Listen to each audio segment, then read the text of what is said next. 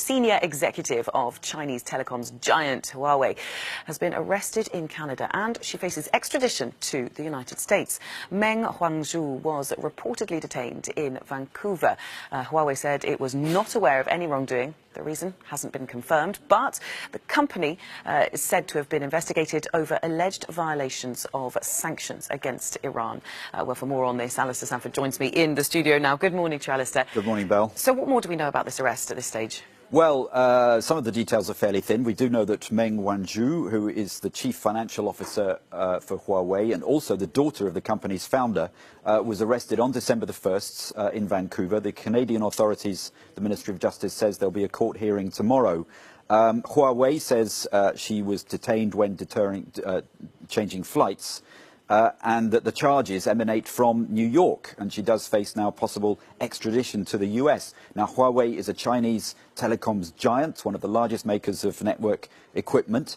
We don't know about the precise details of the accusations, but media reports and other sources in the US are saying that it's in relation to alleged violations of sanctions against Iran, as you've said, and the New York Times goes further, saying that there's potential violations concerning other countries as well.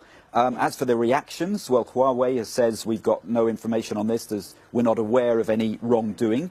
A particularly terse statement from the Chinese embassy in Canada saying they resolutely oppose this arrest and calling for Meng's immediate release. There's been no comment from the US authorities, but some legal opinion saying, well, this could be correct because when Chinese companies get access to US markets, they sign up to not violating sanctions concerning Iran. And of course, the Trump administration has now reimposed all sanctions against Iran as of last month following the withdrawal from the 2015 nuclear deal. Well, let's look at those wider sort of global implications. What does it mean for trade, for example, trade war? Well, of course, we've got the, up until recently, escalating trade war between the US and China.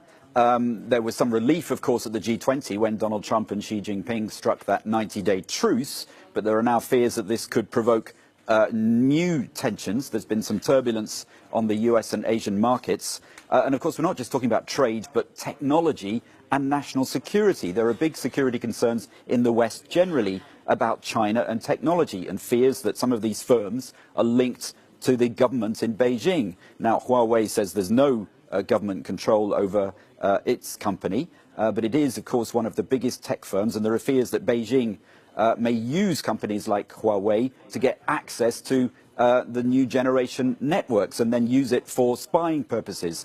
There have been several US cases legal cases against Chinese firms, and in the UK, the BT Group just this week has removed Huawei equipment from some of its operations. So there are fears that there are potential dilemmas ahead over this because China expects the US, if the trade war eases, they will expect more access to US markets. But of course, there are fears of security, and this escalation, if we have an extradition of one of the major business figures to the US, that can only crank up tensions further.